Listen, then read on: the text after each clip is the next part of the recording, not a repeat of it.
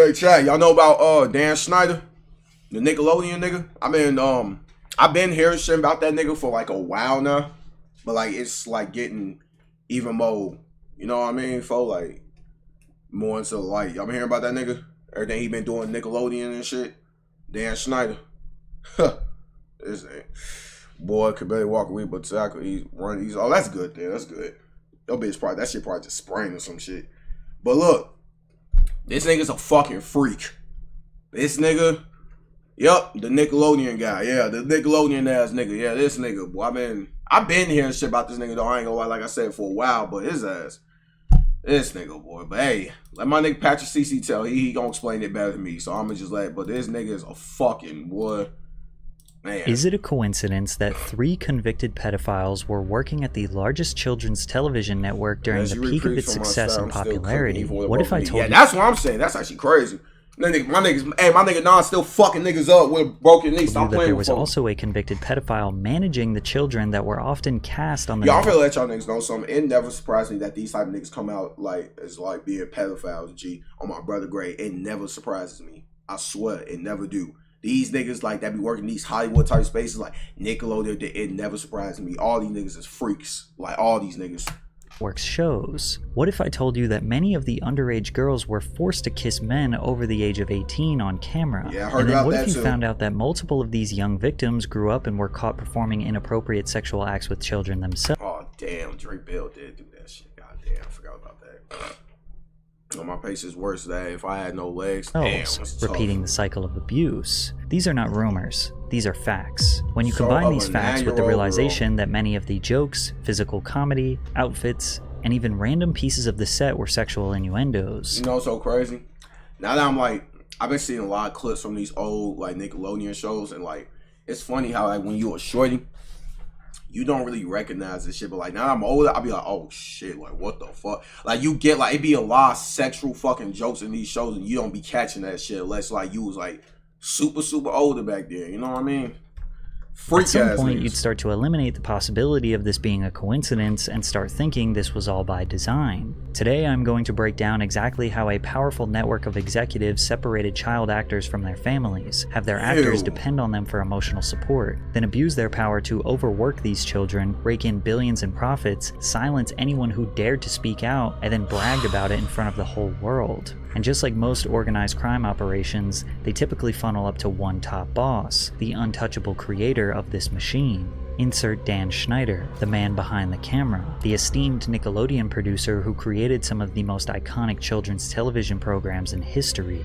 At the end of the day, I love it when the cast gets sassy with me because I get to write all the scripts with some very talented writers, but I can put them in any horrible predicament I choose. Dan Schneider was a child actor himself, most notable for his role as Dennis on Head of the Class. During this time, he and his co-star Brian Robbins became great friends. Where your neck at? The pair were later asked to co-host. They always be niggas with no necks. That be a freakiest ass niggas, weird ass niggas. Fuck this nigga, man. The three men struck a friendship and frequently discussed creating a project together. By 1993, Hecht had become a high-level executive at Nickelodeon and challenged Robbins to pitch him a children's television series that their new production studio could pitch to Nickelodeon. At the time, Nickelodeon was not yet the powerhouse it would become. The network struggled to become profitable in the 80s as they were losing millions of dollars per year. Damn. One year, they were actually the lowest viewed network out of all US cable channels. Early 90s cartoons like Doug, Rugrats, and Ren and Stimpy were allowing the network to pick up higher viewership, but their live-action shows struggled. So Brian recruited Dan and they came up with a sketch comedy show like Saturday Night Live, but for children, called All That. Dan wrote in his personal blog, "We did a nationwide talent search and got very lucky. Every kid we ended up hiring for the original All That cast turned out to be fantastic. Josh Server, Kenan Thompson, Kel Mitchell, Katrina Johnson, Lori Beth Denberg, Angelique Bates, and Alyssa Reyes." Damn. Dan recalled that the show didn't test well and that the network felt like kids wouldn't like a sketch comedy show, but they took a chance on him and the show immediately became a huge success for Nickelodeon as soon as it aired. All That would go on to have 10 seasons and become one of the most culturally significant teen Nickelodeon shows of all time. Imagine how proud the executives were of Dan's performance. They were finally getting the big break they needed, and Nickelodeon was coming closer to becoming a profitable network. The only thing thing that could ruin their momentum would be some sort of scandal or reports of child abuse. And that's exactly what happened according to Angelique Bates, who was only 12 years old when the abuse began. But first, a quick word from today's sponsor,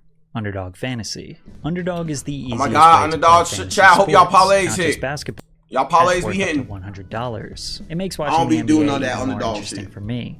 So rep your team and make your own picks with Underdog. From 1992 to 1996, I was a series regular on Nickelodeon's All That. I was only 12 years old, and that's when my nightmare began. I was physically, mentally, emotionally abused in front of the producers and cast members, and sometimes they could even hear me yelling. But nothing was done to help me until approximately 1996 when CPS was called. And when CPS came, I was pressured by all the adults that were set to protect me to stay silent. Yep. I did, and I have. But I can no longer stay silent. And that Hollywood shit. My name niggas is like Diddy and all these niggas. And I am an adult survivor of child abuse. And this is my story. Angelique is the first known survivor who has spoken up against Nickelodeon's corrupt practices, and her story is extremely important because it also highlights the parents' involvement in such abuse. Angelique recalls Nickelodeon producers being upset that her mom was constantly supervising her. They started having a bullseye for her, was that she was one of the parents that was not going to leave me unattended on set because by law, parents are supposed to be there. So they didn't like that fact that she wouldn't leave. Some parents would leave their kids unsupervised while they work. They trusted the producers and did not want to interfere with their child's opportunity to build a career for themselves. No. Angelique's mother was not like that, and she even recalled a time where someone made a sexual advance towards her and her mother threatened to sue the network. Unfortunately, Angelique's mother was also physically and emotionally abusive towards her, so she wasn't safe on set or at home. The double-edged sword with my mom. My mom's beating my ass, but then she's like protecting me from Nickelodeon all at the same time. Like, she blocked all that. Like I said, the reason why they started hating her was because she was blocking me from that and because she was turning down sexual advances from it. Angelique slowly received less and less work due to her mother's involvement and believed she was blackballed by Nickelodeon because she and her mother could not be controlled. And because no wrongdoings were ever officially reported, All That ratings continued to soar. The series propelled the careers of cast members Kenan Thompson and Kel Mitchell, who starred in the first All That spin-off, Kenan and Kel. The show originally aired on Nickelodeon for 4 seasons from 1996 to 2001 and was equally as successful as All That, winning the Favorite TV Show award at the 1998 Kids' Choice Awards. They also starred in the Nickelodeon cult classic film, Good Burger. Yeah. However, with Schneider in charge, not much changed behind the scenes. Taisha Hampton, ex-wife of Kel Mitchell, spoke out on suspicious behavior she experienced on Nickelodeon sets. Taisha was married to Mitchell from 1999 to 2005, but they originally met on the set of Good Burger where she was casted as an extra. She too backs up the claims that parents were not around. And these parents, like Kel's parents, were not with him. All these parents of the kids on the show, their parents were not with them. Separate the children from the parents. That seems to be a theme with Nickelodeon. There are 2 main reasons why they likely did this. Firstly, it seems like Nickelodeon was trying to take advantage of loose child labor laws in Florida, where the shows were filmed. According to the 1998 Florida Child Labor Code, minors aged 15 and under could work 40 hours per week as long as it was during a holiday or summer vacation. 16 and 17-year-olds who graduated from high school or had their GED did not have to abide by any work hour restrictions. A school superintendent could also issue a waiver of hours, and there is no law that specifically states a parent must supervise their kid while their child is working. However, regardless of what the code says, child labor experts say the laws were rarely enforced or penalized when there was a violation. In 1992, Jeffrey Newman of the National Child Labor Committee said that child labor today is at a point where violations are greater than at any point during the 1930s. One report found that the average business could expect to be inspected once every 50 years or so. Inspectors spend only about 5% of their time looking into child labor problems. Businesses across the entire nation were taking advantage of loose child labor laws in the 90s. Do you think Nickelodeon was any different? Children are more susceptible to exploitation and abuse in the workplace due to their vulnerability and lack of bargaining power. Think of how easy it would be for a TV producer to torment and gaslight a young actor. Like I be saying, it's about niggas like this, like they be looking like freaks, and it never surprised me that shit be coming out about them like Diddy. That nigga Diddy look like a fucking freak. Look at this nasty ass double chin, no neck having ass nigga. Like, come on, folks. Weren't getting their lines right or performing to the producer's standards. But if their parents were there on set witnessing their child get scolded, they might cause a fuss. Producers want as little friction as possible, so it's not crazy to think that they probably cast talent with parents who stay out of their way. But once they do get the parents out of the way, what do they do with the kids? Because we would get into clubs and we were young, like 16, 17 years old, we'd be in clubs. And the people on the set in Florida made us fake How does one IDs. even get that for see? A whole lot of motherfucking donuts and all that goof ass shit. Just fat ass. I feel like them type of genetics you just get if you just a lame ass, goof ass nigga, boy. Nasty ass niggas. And so then I started thinking, I was like, wait, what? And then they were talking about orgies, and they were talking about like people on the set would show like pornos, and they'd give us alcohol. Those were kids, like young kids on that set. Yeah, these are grown 30-year-old men and women Showing this to the kids. 16, 17, 15, 14-year-old kids. But another one of the cast members was like cleaning Dan Schneider's car with a bikini on. Oh my. Now this time she had been 15, 16 Oh years my old. God. There were other times they would have like parties where the parents wouldn't be there, and they'd give us alcohol. And another one of the people I on don't the eat cast 3 meals a was, day. You better than me. I eat like 1 meal a day. That's like 1, maybe 2 meals, maybe 2, but that's about it. But most likely I just eat like 1 meal a day. I don't know, gang. I just can't eat, gang. I don't know. Plus, I have like a fast metabolism, gang. Like I can't gain weight. I'm just blowjobs. It's just the producer. Wait, what? The people on the cast was giving blowjobs. Oh my God. Okay, cool. Wow. Okay, One of the cool. kids. And they were kids. Tracy Oh my fucking Brown, God. whose son Brian Hearn was cast on All That for season 7 and 8, tells a similar story from a mother's perspective. Because there are many times on that set where they're like, hey, we want to invite Brian to a party. And I'm like, hey, just Brian? And they go, yes. And I'm like, no. And they don't like moms that take control of their child. But I had heard things. So guess what? You don't need to like me. And they were like, well, bye-bye. And I was like, let's go. I was not going to do anything for the money. Like, y'all need to understand, I'm that woman. I'm not going to do anything that might compromise my son, not even for the income. But many even suspect that the producer's perversion may have been scripted into the shows, starting with Kyra on Kenan and Kel, who was just 12 years old but was always trying to flirt and make sexual advances on the much older Kel. She would refer to him as her boyfriend despite him being obviously uninterested because she is a child. At the same time that Kenan and Kel were huge stars, one All That cast member emerged and became the most iconic Nickelodeon star of all time, Amanda Bynes. At just 10 years old, Amanda stood out amongst her peers and showcased her comedic talents through various characters and sketches. As a preteen, she was maturely confident and comfortable on screen.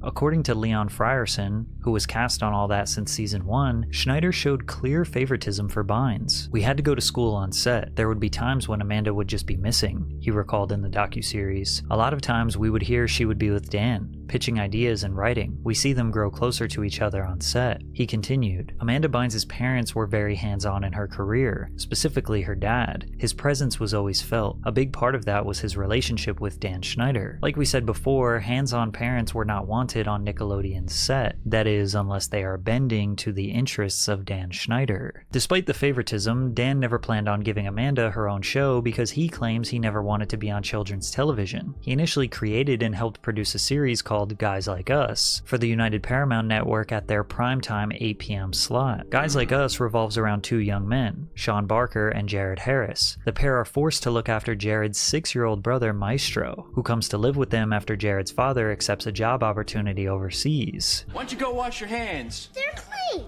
Well, then go wash your feet. Dan's sitcom, designed for adults, was an utter failure as he was not funny nor creative enough to keep adults entertained. It was canceled after one season due to abysmal ratings, so he shifted his focus to creating a show around Amanda. The Amanda Show was a sketch comedy television program that had a very similar look, feel, and comedic style as All That and Kenan and Kel. Schneider struck gold again. The Amanda Show became the highest rated live-action television program on Nickelodeon during its run. Amanda portrayed various characters that would become iconic, such as Judge Trudy, Crazy Courtney, and Amanda's obsessive fan, Penelope Taint. My name is Penelope Taint. I'm Amanda's #1 fan, please. And it took us 20 years to realize that her last name was a sexual innuendo. People also think that her catchphrase, Penelope Taint. I'm Amanda's #1 fan, please. And Penelope Taint. My name is Penelope Taint. I'm Amanda's #1 fan, please. And it took us 20 years to realize that her last name was a sexual innuendo. People also think that her catchphrase, Amanda Please, was built off the phrase, a man to please, which would be such a deep, detailed level of innuendo that it's kind of hard to believe. However, as this video goes on, it just seems more and more possible. People today also believe that her sketch called Amanda's Jacuzzi may have been inappropriate since the whole concept was her as a 13-year-old interviewing mostly grown men in a hot tub. And of course, another foot joke. Is it also true that you can put both of you? Oh yeah, that's another thing I know about this freak ass nigga. He was really into feet and shit. That nigga used to always do a lot of feet jokes. I do remember that shit. Hide your mouth at the same time. I don't know. No. Even Dan decided to jump in the jacuzzi with Amanda. Hi, welcome fucking disgusting. Today my special guest is the executive producer of The Amanda Show, Dan Schneider. Hi. Now you're the executive producer of the show. Yes, I'm the executive producer and the head writer. People believe Dan was almost bragging by creating lightly sexual conduct into his kids' shows, like the Spitballer 5000, which was a phallic object that the kids had to blow into. Listen, I'm not one to knock a nigga for his whatever you into. That ain't got nothing to do with me. That's none of my business before. I just don't get it. I don't get how niggas in the feet. No offense to your friend, I just don't get how niggas is in the feet. I just don't get it. Like, what is with feet? See, I'm a very vanilla nigga when it comes to, like, you know, but like, I don't know, man. I don't know. Maybe it's something maybe I just don't see it. I don't know. To launch a giant spitball at someone. Behind the scenes footage indicates that Dan and Amanda were very close, which is why it was shocking that The Amanda Show abruptly ended in 2002, just 3 years after it aired on Nickelodeon. In an interview with The Times, Bynes explained that she decided to leave for other opportunities. I was having fun, but at 15, you don't want to be doing what you did when you were 12. Schneider also commented on her exit with, I've seen kids in her position experiment with drugs and be too promiscuous, but Amanda has avoided all of that. My wife, who knows her, says she's almost like Marsha Brady in that she's so clean-cut and wholesome. This quote seems characteristically odd from Dan, like she was just talking about transitioning to more mature roles like her sitcom What I Like About You, and he had to bring up drugs and sex for some reason. Many years later, cast members would come out and speak about how they perceived Amanda behind the scenes. Actress Chelsea Brummett, who co-starred on All That, recalled, she was closed off to everyone. You'd ask her a question and she'd give you a quick answer to end the conversation. She was always defiant with her dad, but she tried to hide things from her dad. She always seemed like she was trying to hide things.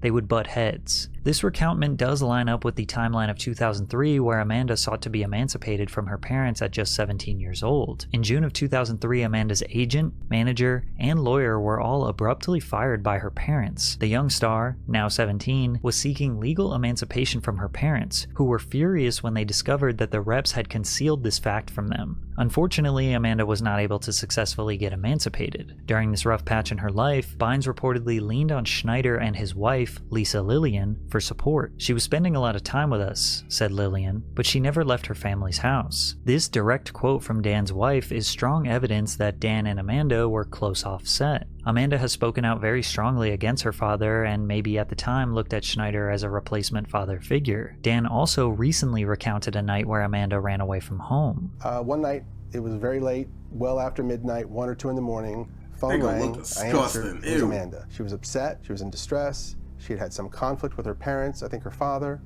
and she called me. I was immediately concerned about her safety. I called someone who I knew was fairly nearby, That person was able to go and pick her up. Then I knew she was safe. I felt better. She ended up being taken to the police. As much as people blame Dan for the downfall of Amanda's career, or claim that he had suspicious involvement that's deeper and more inappropriate, throughout Amanda's whole life and Facts. numerous public spirals, she never blamed or... That's all? Oh, wow. Damn. This motherfucker feeling sexual attraction to a child for, I don't get people, man. How do you look at a child and be sexually attracted to I don't know. I don't know, yo. Like I said, everything's just a brain thing, man. I feel like, I ain't gonna, but look, this is her now? Damn, what the fuck, man? Or accuse Dan Schneider of anything. All of her anger. I feel like a lot of child stars always get like that, though. You know, whether it's like Disney stars or like Nickelodeon stars or like whatever, they all like, you know, you feel me? Like, I feel like they just, in the future, it's like when they get older, I don't know, it's like they do a 360 turn, like Miley Cyrus, for example. She's like the perfect example.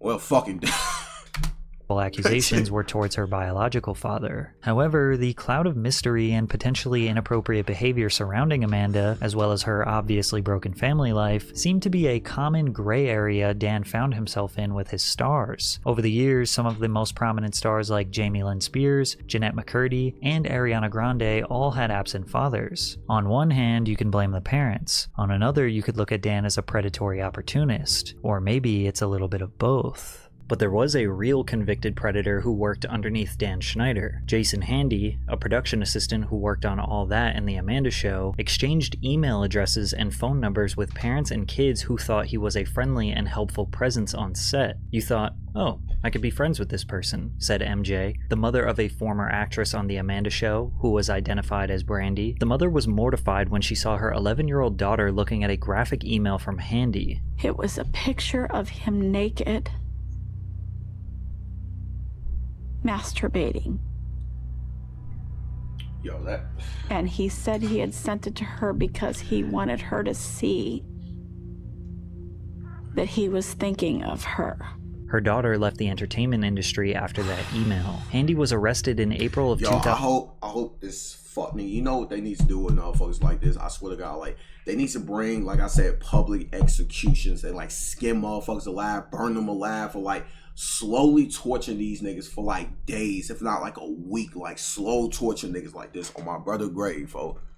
2003, after law enforcement received a tip about him. When the police investigated his home, they found over 1,700 images of young girls in erotic poses, as well as 7 videos on CD files of children engaged in sexually explicit conduct. In Handy's personal diary, he wrote sentences like, "I am a pedophile full-blown." He added, "I have really been giving into my desire for little girls these past few weeks." And then he detailed his day-to-day struggle on how he could find a victim that he could sexually assault. In 2004, Handy was sentenced to 6 years in prison after being convicted on 2 felony counts. 6 years.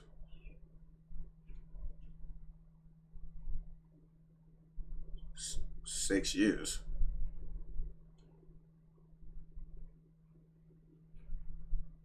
Exactly, Nas, but 6 years. 6 years. That's it. 6 years. Okay. 6 years. Oh yeah, that'll definitely teach him. 6 years. Little slap on the wrist. Cool. One of lewd acts on a child. Exactly. I think they forgot I think they forgot like 2 extra zeros behind that.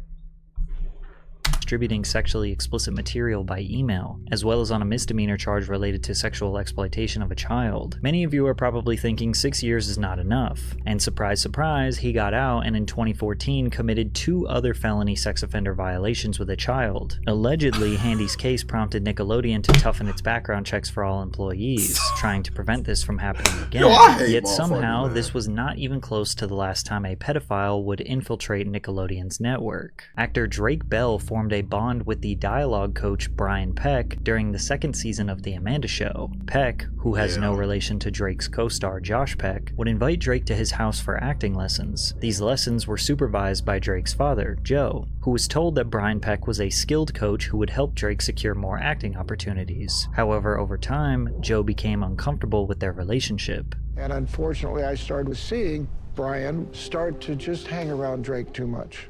And did that nigga Drake Bell get accused of some shit too? Like, damn, man. It sat well with me. Drake would be in the dressing room or something, and in would pop Brian and just touch Drake. Oh, you know, do things that, wait a second, what are you doing? Drake can put that on himself. And the thing is, this is in front of people. Joe expressed his concerns with production personnel and said he was uncomfortable with Brian, only to be called homophobic because of Brian's sexual orientation. Therefore, Joe backed off. Once this got back to Brian... Homophobic because a grown-ass man is touching my son? Because I'm not comfortable with a grown-ass man touching my son? I don't give a...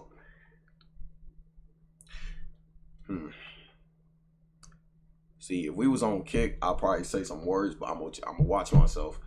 I don't give a fuck if you gay or not. If you are touching my son, I promise you, you was going 6 feet in the fucking ground, my nigga. I'm beating the dog shit out your ass. I don't give a fuck what you is. If I'm not comfortable with you touching my son, stop fucking touching my son or daughter. Like, what the fuck? Shit, alright, cool.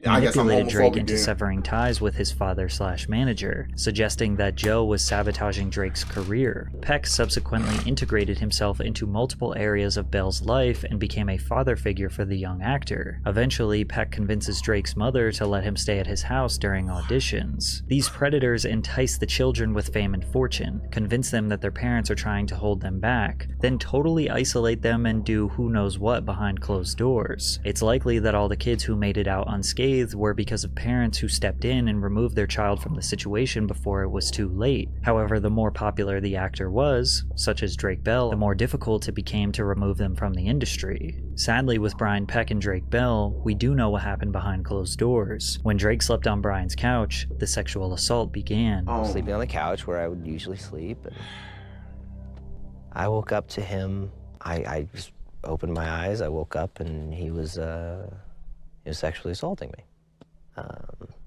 Why don't you think of the worst stuff that someone can do to somebody as a sexual assault, and that'll answer your question. Drake wouldn't tell anyone for several months. The abuse persisted until Drake began spending more time at a girlfriend's house. One day, when he was supposed to meet with Brian, Drake said he did not want to hang out. Brian then started calling his phone nonstop. When Drake failed to answer, Brian obsessively started calling his girlfriend's house, which is when the girlfriend's mother suspected something was wrong and took Drake to her family therapist. He later detailed the abuse to his own mother, who called the police. I had to be excruciatingly detailed about every single thing and time that it had happened with two absolute strangers. The worst part was I had to make a phone call to Brian and get him to admit to what he'd done. The police monitored a wired phone call with Brian, who broke into a full-on confession that led to his arrest. The investigation was conducted privately, and Bell remained unidentified to the public for several years due to his age at that time. Drake did tell Dan Schneider about this situation right before the trial. And when Drake and I talked and he told me what had happened, I was more devastated by that than anything that ever happened to me in my career thus far. And I told him, I'm here for you. What do you need? But Drake's mom, a lovely woman who I stay in contact with this day, she came to me at the time and she said, Dan, I'm not good with words like you are. And would you help me with my speech for the judge? And I said, of course.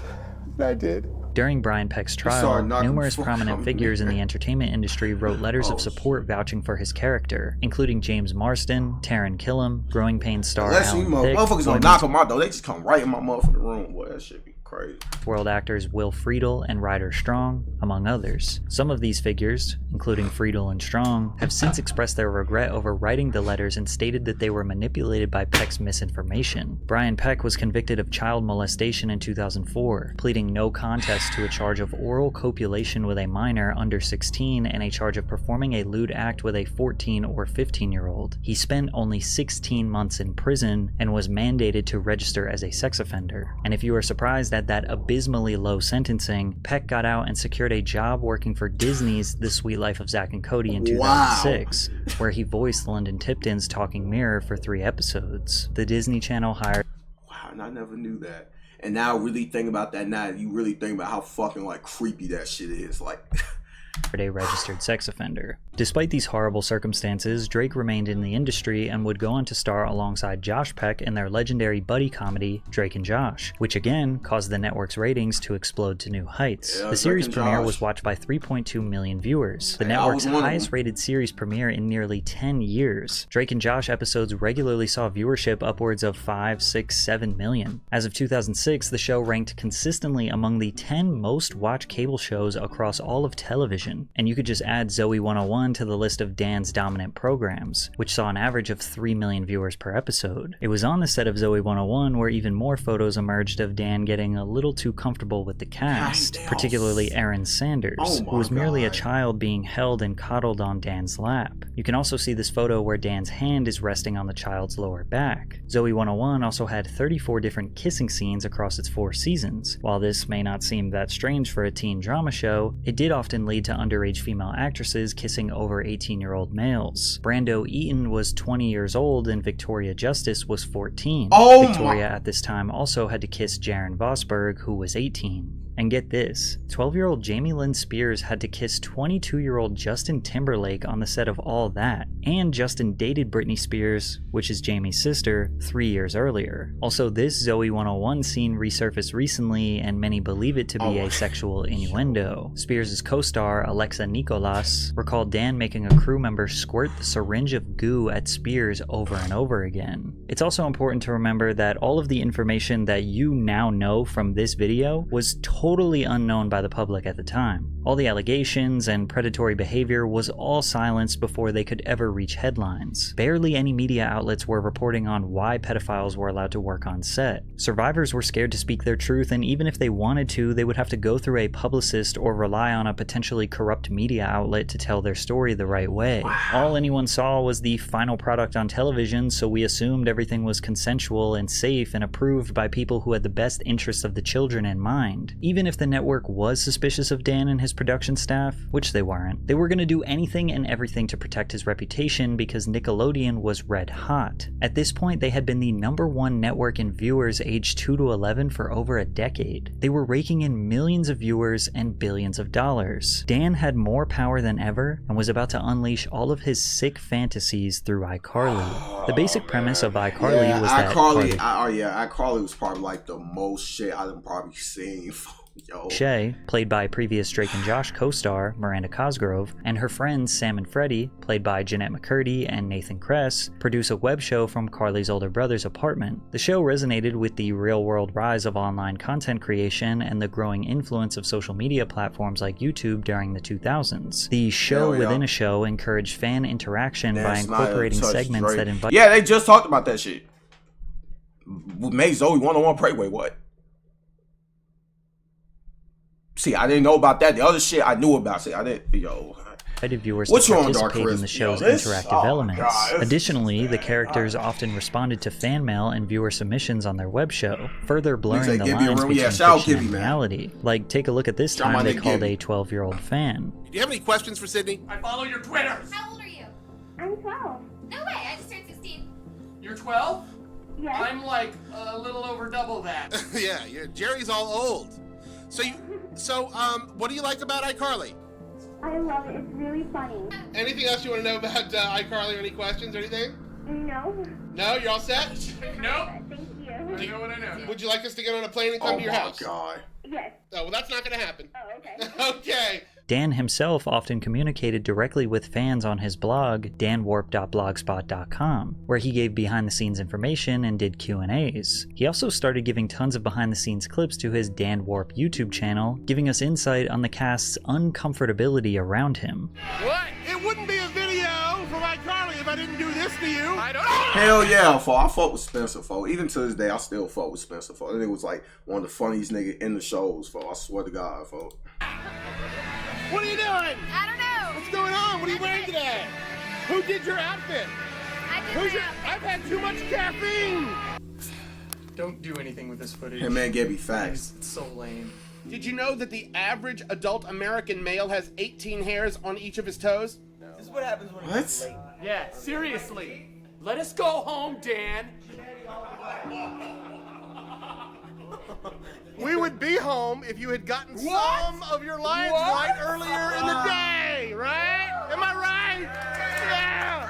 Oh, yeah. Who's embarrassed now? Who's embarrassed? Be back 3 minutes. All right. What are you doing? I'm scared. Jeanette. Susie May Page wants to know. May Page. Yeah, if you could fill a pool with get out of here. Sorry. Wants to know if you could fill a pool with anything you like and swim in it, what would it be and why? Confetti, because it's a celebration in the pool. Okay, that makes no sense. Okay. Miranda. Pineapple juice. What? I didn't ask the question. Oh, sorry. Well, I heard. I was thinking this whole time. Okay, the question is, if you wanted me to give you with a bottle of this shit.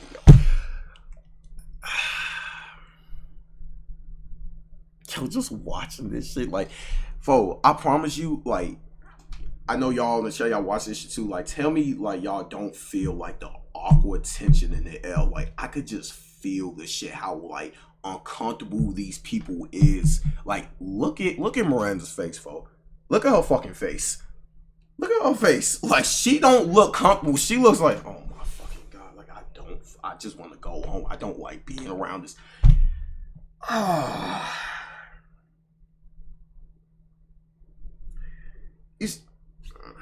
Something, what would it be? Pineapple juice? Okay, here comes. Damn, Miranda, man, that's Miranda right there. Eat your cereal, kids. Did she say nice things about me? Because I will tase her if necessary. Uh-oh. I have the taser. We haven't had to use it in a long time. But I said lots of nice things. No, I said nice things about you too. Oh. That's gonna get on TV.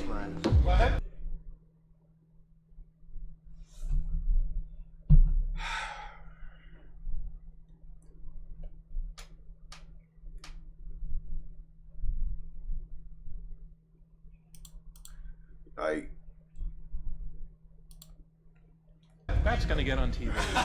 In these clips, you can get a glimpse of Dan's unpredictability. I mean, just look at how Miranda steps away from Dan as he proceeds to make— I seen a clip of this. I think it was on Twitter. I seen a clip of this on Twitter, man. It was just friendly. Man, I don't give a fuck. Knowing this nigga a freak, ain't no friendly one behind that shit, folks. His way around her back, and then hugs her from behind as she stands awkwardly still. As you can see, while Dan is shoving a camera in these actors' faces, they're often confused. Is he joking? Is he angry? Is he creepy? Is he going to touch them or grab them? They look extremely uncertain around him as he talks to them like a classic jester. But iCarly was a massive success for the network throughout its 6 seasons from 2007 to 2012. The pilot episode debuted on Nickelodeon to an audience of 4.1 million, followed by the second episode on the same day with 3.9 million viewers. The show was nominated for an Emmy Award for Outstanding Children's Program 5 times, and averaged 4.6 million viewers throughout its time on Nickelodeon. Somehow, Dan managed to outdo Drake and Josh. But looking back on the show, many of the jokes and innuendos were more blatant than we remember. Yeah. How long? 3.2 seconds. Yeah! That's the longest it's ever taken you to beat me. Or how about the sack, which was Dan making fun of the Snuggie. You're just sitting on your couch, trying to polish your bowling ball, but your blanket keeps flying off your body. Oh, my blanket keeps flying off my body. Like, are we reading into it too much, or is polishing your ball while advertising the sack not strategic? They mentioned that the sack comes in 4 different colors. The sack comes in rash red, mucus green, pus yellow, or blue. His shows are always displaying close-ups of feet and putting cast members in predicaments where they have to touch each other's feet. Nobody thinks feet are this funny, especially not for them to be such a recurring bit in a television show. Even when I was a show, I don't. What's so funny is fucking feet. Like what's pointed funny? Out that the Nickelodeon logo at one point was a foot, suggesting that Dan's influence was so strong he got them to change their logo momentarily to his fetish. I even found something on his blog that was particularly interesting. He had a segment called Fun Facts on his blog where he would go through an iCarly script and talk about tiny little details and why they matter. like this one where he refers to Sam's necklace and how it's made of the same plastic that the antique radios that he collects are made out of. I mention this because it proves that there are no coincidences with what you see on screen. No matter how small or insignificant it may seem, Dan put it there on purpose. In this same episode, which is called I Date a Bad Boy, Dan says, "Scenes begin with Carly and Sam cutting a boy's hair. We see the first of 2 penny teas in this 1-hour episode. This one on Sam says, noodle booty. What does noodle booty mean? Why did Dan specifically point out her shirt and want us to know what it says?" In another blog post, he specifically points out one of his intentionally inappropriate jokes. One where he wrote a joke where an adult woman sexualizes 17-year-old Nathan Kress. Dan writes, "On the first few takes when Jane said her line, 'Hey, those pants fit you real good,' she was looking at the front of his pants. I had the director step in quietly and tell her that, because this is for Nickelodeon, we'd prefer she look at the back of his pants on that line. Winky face." I guess Dan thinks that complimenting a young boy's butt is somehow more appropriate. Additionally, take a look at this 2010 blog post where he discusses adults who watch iCarly. He writes, "There are around 150 people who work on iCarly, and none of us approach it like we're making a kids show. We make iCarly no differently than if we were writing and producing a primetime half-hour comedy for NBC, CBS, or any one of the major broadcast networks." This statement directly contradicts what he said while addressing the Quiet on Set documentary. Some people think that some of those jokes are inappropriate for children. What do you think of that? Every one of those jokes was written for a kid audience because kids thought they were funny and only funny. So Dan, are the jokes for adults, like you said 10 years ago on your blog, or are they for kids, like you just said recently when the pressure is at an all-time high? It was also during iCarly when 47-year-old Martin Weiss, who managed dozens of child actors, was formally charged with sexually abusing a former client. The victim told police that he had sex with Weiss 30 to 40 times about 6 years ago, and the abuse ended when he turned 15 years old. But Weiss denied that it was rape because the 15-year-old boy showed interest. But the boy... Bitch, let me explain, even though I shouldn't have to explain this, shorty. This even goes for whether you like a little girl or a little boy. I don't give a fuck if they showing interest in your ass. You as a grown ass woman or man should not be fucking a little kid. That's just not how fucking life works. Oh, they showing interest, so therefore it makes it okay. You nasty you nasty ass bitch. He said that Martin convinced him that this was common in the industry and denying him would ruin his career. Yet again, a pedophile infiltrated Nickelodeon, and nothing changed. Still, Dan was absolutely dominating. He likely had unimaginable power at the network. Whatever he said goes, but he may have gotten a little too comfortable, maybe even cocky, because his next 2 shows, Victorious and Oh my god, Victorious. Yo, I feel like that's when that nigga just started fucking wilding. Would start to get him in a lot of trouble. Schneider was challenged with writing a competitor to Disney Channel's Hannah Montana. Zoe 101 had recently ended, and Dan knew that featured actress Victoria Justice had star Victorious power. was fucking if there's ass. anything I watched Victorious for like a little bit, cause you right. I only watched it literally for like a little. I feel like I only watched like a few episodes. And then I just didn't give a fuck about it. I watched like a couple episodes. I didn't give a fuck. I didn't give a fuck about that bitch no more. About kids today, I gave up on and I'm that not shit. saying this is good or bad, it's that they all want to be stars. This direct quote from Dan potentially backs up accusations that he uses these teenagers' desires for stardom to manipulate them. Ironically, the plot of Victorious is about a girl who attends a performing arts school and aspires to be a famous singer. In 2010, iCarly and Victorious were the top 2 live-action shows on Nickelodeon, helping Nick maintain its 16-year status as the #1 network on all of cable. Victorious aired from 2010 to 2013 through 4 seasons, winning Favorite TV Show at the 2012 and 2013 Kids' Choice Awards, beating out iCarly, as well as receiving 4 Emmy nominations. To the surprise of no one, Dan created another iconic children's TV show, but at what cost? Before the show premiered, Nickelodeon Productions partnered with the Columbia Epic label group of Sony Music Entertainment to co-produce the series to develop talent and release their music. Ariana Grande famously got her big break on Victorious. She was the perfect addition to the show due to her amazing singing capabilities. But her role on the show was the airheaded girl who says literally anything that is on her mind. Perfect for Dan to take advantage of and insert more innuendos. Sometimes I wonder if you can get juice from a potato.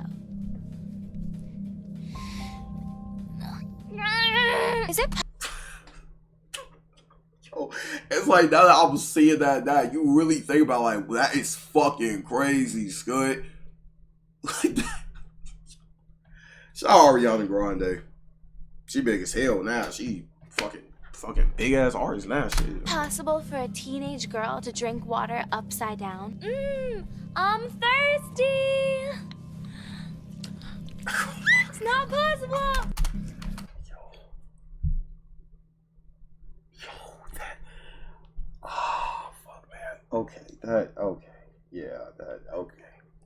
Yeah, it was at this point you could tell this nigga pretty much stopped giving a fuck. He just pretty much felt invincible. This nigga like, yeah, I'm finna just start laying this shit out on the table at this point. Yo. This clip of Dan and the Victorious cast behind the scenes has been dissected many times over the years, where Ariana and Elizabeth Gillis seem visibly uncomfortable due to Dan's presence. That was one of the better things I've ever heard. Hey! Hi, what's going on here? Nothing. You didn't cut out that part. Why are you sitting on the floor of the set? Because we are. Ariana is constantly looking around, covering up her body as Dan towered over her. Many in the comments speculate that Liz started causing distractions so that Dan wouldn't do whatever they seemed to be afraid of. However, Liz Gillis actually ended up marrying a Nickelodeon producer that she met on the set of Victorious. Michael Corcoran is a very close friend to Dan Schneider. He wrote the theme songs for iCarly and Victorious. Liz and Michael began dating in 2012 when she was 18 and he was 40. Damn! On set before she was 18, which leads many to believe that she was groomed, but they are still together to this day. According to Jeanette McCurdy, Schneider regularly compared the iCarly cast to that of Victorious. The Victorious kids get drunk together all the time. The iCarly kids are so wholesome. We need to give you guys a little edge, Schneider said, according to McCurdy. Now, supplying minors with alcohol is a major accusation. There is definitely a lot of online evidence showing that the Victorious cast were very close, often mingling and hanging out after hours, but whether or not they are drunk is impossible to determine. However, the actor who portrayed Beck on Victorious may have confirmed McCurdy's statements on a TikTok that read, "When you don't remember the plotline to a single Victorious episode, but you remember going out partying every night." Daniela Monet, who played the lead's older sister, Trina Vega, told Insider that some of the actors' outfits on the show were not age appropriate, and that she wouldn't even wear some of that today as an adult. Daniela also recalled a time when she contacted Nickelodeon about a Victorious scene where she ate a pickle while applying lip gloss. She expressed concern to the network that it was too sexual to air, but Nickelodeon aired it anyway. And in case you were wondering if Dan ever slowed down on his foot content, no. He actually ramped it up. There we go. Oh yeah, everybody seen this shit right here. I feel like everybody's seen this clip, yo.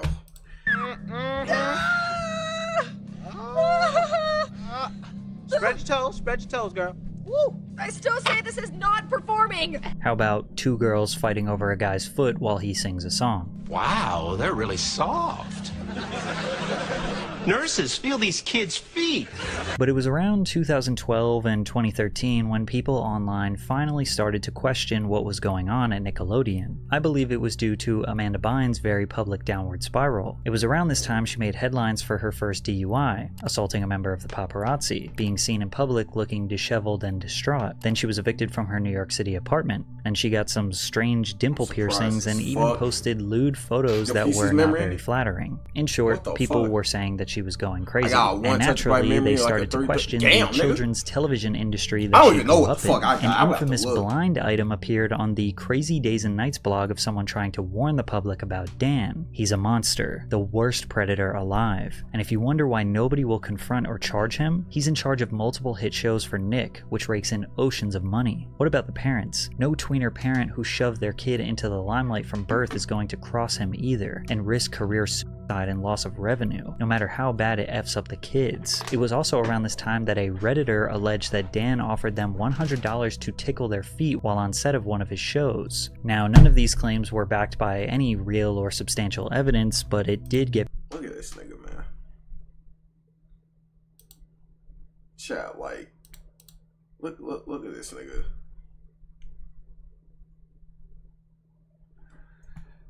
People talking. Media outlets finally began speaking out, questioning the intentions of children's TV, specifically pointing to the sexual nature of Victorious. Those designer threads often have an adult sexiness that unsuccessfully straddles the line between tasteful and trampy. While guys are allowed to be quirky and weird-looking, girls are uniformly cast from the same Bratz doll mold. Meanwhile, you had Dan posting things on his blog like, "But what Kat does in this scene is a special variation of the spit take, where the liquid just falls out of her mouth. Yes, this is what I do for a living. I analyze the various kinds of spit takes. Not a bad job." Smiley face. After this quote from Dan, we now know that this photo, which is on the official Zoe 101 IMD page, showing Victoria Justice with spit falling out of her mouth, is probably his creation. You also had people in the early 2010s analyzing his old tweets, ones where he was constantly talking about people's feet and toes. This toe belongs to one of the stars on one of my shows.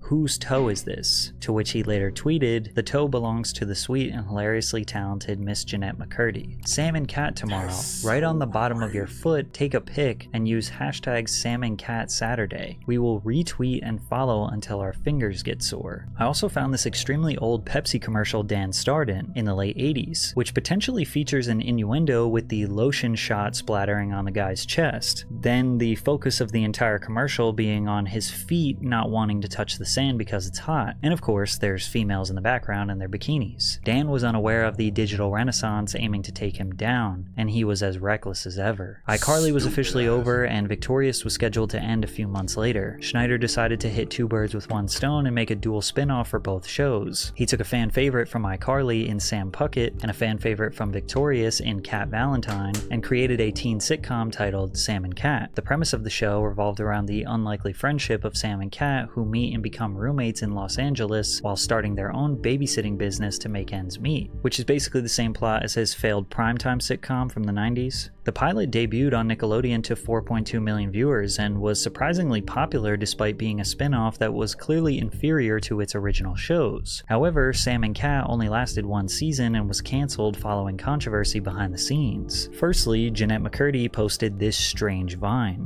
Hey Dan Schneider, I know you're watching my Vine. Do you like my Vine? Vine.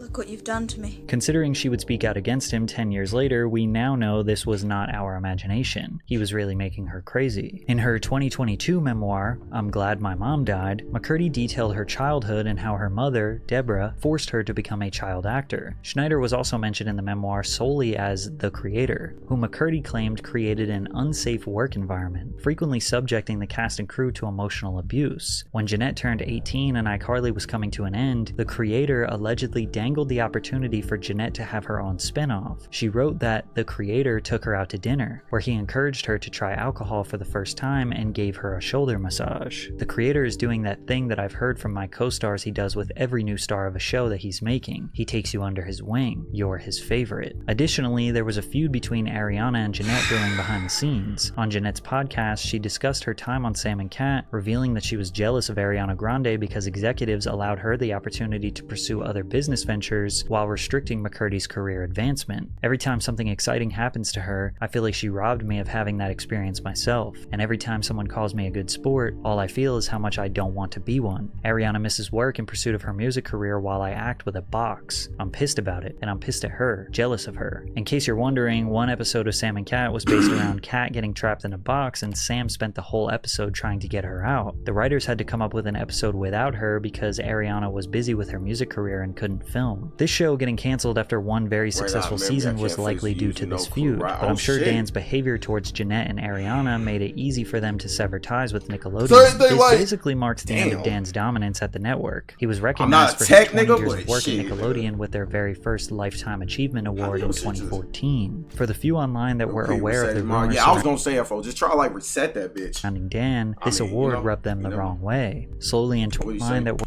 Nickelodeon with their very first Lifetime Achievement Award in 2014. For the few online that were aware of the rumors surrounding Dan, this award rubbed them the wrong way. Slowly in 2014 and after, we saw more media coverage pointing out inappropriate moments in his shows. But again, the masses, the general public, had no idea what he was doing. And for a few years, people stopped talking about him online, until 2017, when the Harvey Weinstein Me Too movement shook industry predators to their core, and Dan tried to make it out unscathed. In October of 2017, investigative reports by The New York Times and The New Yorker exposed decades of sexual harassment, assault, and misconduct allegations against film producer Harvey Weinstein. This prompted bloggers who knew about Dan's history to discuss him once again. More blind items from the Crazy Days and Nights blog emerged, like this one that suggests Dan, the producer, was sleeping with cast members. A producer who has been featured on this site from almost the very beginning. When she landed the part, the producer never mentioned anything about sleeping with her. All but one of them were underage. She suspected that because she was legal for almost the entire run of the show, that he was just not that into her.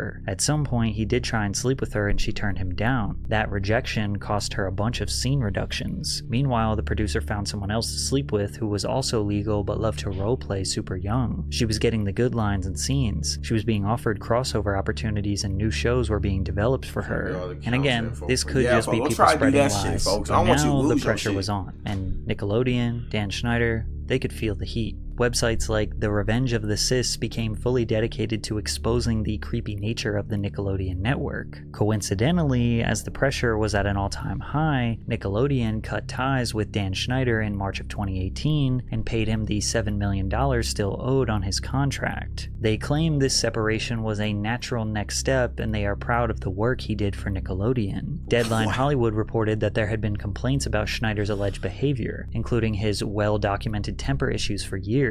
Following reports that Nickelodeon and Schneider parted ways, Dan's Twitter account went quiet. He only rarely made public appearances. He also tried to erase everything on his blog, but we still got that. Nickelodeon Studios even released its reboot of iCarly for the Paramount Plus streaming platform without Schneider. From Dan's exit in 2018 That's what I'm saying, bro. See, I'm not a computer nerd, so I wouldn't even know what to fucking do in that situation, folks. When we went to 7, I'm all good. Oh, shit. Today, YouTubers, bloggers, previous cast members, and media outlets greatly contributed to informing the public about Dan's ways. Perhaps the most detailed and detrimental article was the 2022 Business Insider Deep Dive, which interviewed 15 of Dan's former co-workers, some of which spoke horrible things and others defended his character. Dan cared about the kids on his shows even when sometimes their own families unfortunately that shouldn't be happening either, folks. Like, how does shit like that just happen? Oh God, you got me scared now. Russell Hicks, Nickelodeon's former president of content and production, wrote, "He was the shoulder they cried on when something happened to them. He understood what they were going through." Schneider drew hours away from writing scripts and instead spent time mingling with the stars on his shows, taking them out to dinner and inviting them to his house for holiday parties. It became so frequent that some of Schneider's colleagues questioned the amount of time he spent interacting with young actors. While Dan focused on being accepted by the children on his shows, several writers and crew members claimed Schneider created an uncomfortable, bizarre environment, regularly demanding 14-plus hour days and expected writers and crew members to be available 24 hours a day, 7 days a week. More disturbing was Schneider's behavior towards female crew members, reportedly hugging them for extended periods as a joke, making people uncomfortable. Schneider also requested massages from adult female colleagues during his tenure at the network, according to several Nickelodeon staffers. Kerry Mellon, who worked as a costumer on Schneider's shows for 14 years, said Schneider received weekly massages from a third member of the costume team. They also claimed that Schneider would ask the women to give him a massage by reaching under his shirt. Despite claims that he fostered a hostile work environment, Schneider's shows at Nickelodeon were greenlighted because of his influence within the company. On-set employees rarely pushed back against Schneider. Another writer said, "Because you just didn't cross Dan. He was a really scary presence." However, it took all the way until the Quiet on Set documentary before Dan ever responded to any of these allegations. But during this 20-minute interview, he basically only admits to being mean to his writers. I would snap at people sometimes. I would be snarky when I could have given them a nicer answer. I would not give people the time that they needed. I would be in too big a hurry to get on to the next thing I had to do. And watching that show, it made me, there were so many times I wanted to pick up a phone and call some of those people and say, "I'm so sorry and let's talk about it." And I wish you'd had a better time, and I wish I could have shown you a better experience. The rest of this conversation was him deflecting blame. He said that his inappropriate jokes were approved by the executives at Nickelodeon that were above him, and they didn't think the jokes were inappropriate at the time. Okay, but he also said that since people are upset about those jokes, then he's okay with erasing them, which makes people wonder, are they inappropriate or not? He claims he had no knowledge of any sexual assault that any of his previous cast members experienced, but he did admit to demanding massages. Let's talk about the massage. Okay. Watching the content yesterday, it was disturbing. It was wrong. It was wrong that I ever put anybody in that position. It was the wrong thing to do. I'd never do it today.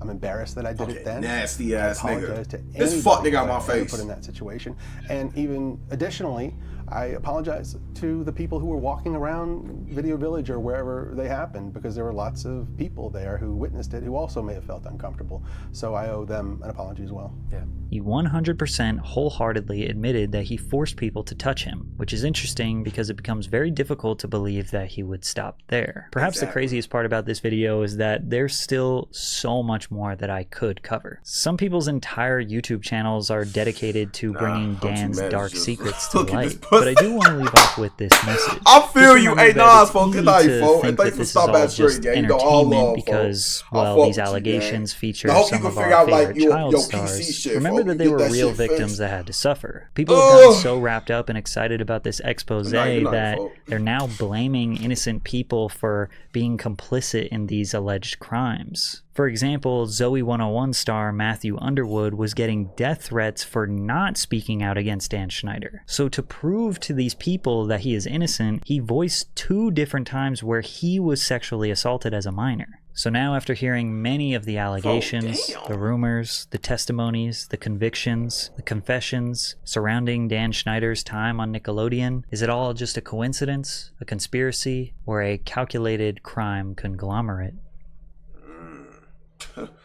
That you fucking vid, man. Fuck that nasty ass nigga. Fuck all these Hollywood ass niggas, man. Let me see these comments. Someone's about to try to warn us about dirty dick. Drop, man. Strapped to saying child was abused. Child was abused. Yo, my nigga Pat be dropping ads at the worst time. He do, though. That nigga got that shit bad. I ain't gonna front my shit. That nigga dropped. Yo, but my nigga there. He got. Y'all be know. My nigga Pat, man. Fuck that nigga there. My nigga Pat do be doing that shit like. My nigga do be dropping them fucking. Hey, man. You know how that shit go. Showing 12 when it be, yeah. Before I get into that word from our spouse. That nigga, yo, I ain't gonna let Pat they on your ass, man. People shot at that nigga. I've been in the open secret for years. A lot of people. That's what I'm talking about. See, the thing about this nigga, folk. Hold on, my brother and Craig attempting to point for the I said Fat and Brian Pay was still high about this after we did. Yeah. Show me your feet. Let me go and see. Let me get my seat. Turn around from the 80 and hold my tight. She's a fighter. My comes all child. Yeah, man. Thing is about though, this whole Dan Schneider shit, like I was trying to tell y'all, I've known this for like a couple years. Like before this shit, like I've known this for a while. I used to hear a lot of shit about this shit. Like dead ass. Like I've known about this shit, folks. And it's like crazy as hell. But, you know, this shit just, man. Fuck that nigga, damn.